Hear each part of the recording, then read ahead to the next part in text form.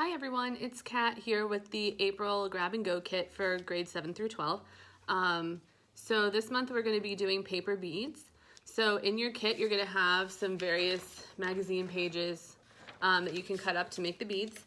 And you'll get a little foam sponge brush thing and some glue. This is Mod Podge.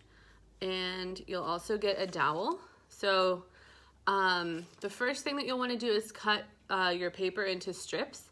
So it's better not to do just like a straight strip because if you do that, your bead will be like very, I don't know, the edges will be completely straight, which is like fine, but not as interesting, because if you cut it on like a slant, then you'll have like a more interesting piece in the middle, and then the sides will be a little bit different, so it'll be like this. So there's some variation, which I just think is a little bit more interesting, but like, of course, you know, do what you want to do. Here's another example here. So okay, so then you'll take your strip, and I'm gonna like trim mine a little bit because it's a little bit too straight, I think, but okay.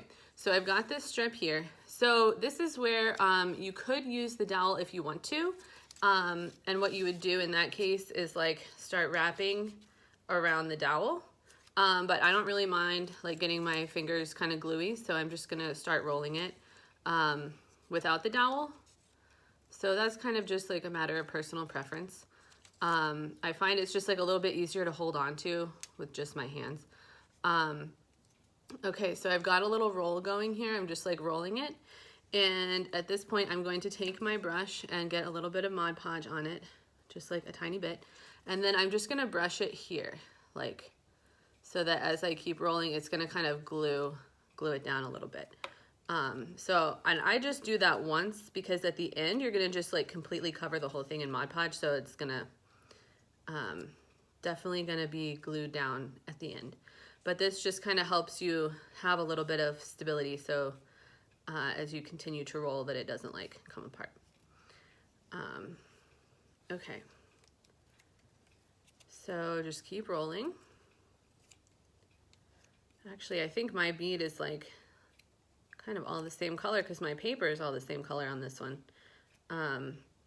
So like as you cut it, you can kind of try to have some variation from the beginning to the end of your strip, and that'll make the bead more interesting. But of course, you know, you can kind of experiment with that as you go. All right, so now I have my bead. So this is where it could be convenient if you had it on the dowel. You could just kind of brush it without like having your fingers all over it, but it doesn't really bother me. So I'm just gonna get my Mod Podge, and I'm just gonna coat the outside of the bead. And you know, you'll have to kind of stick the end down and hold it for a second. It's a little bit messy, but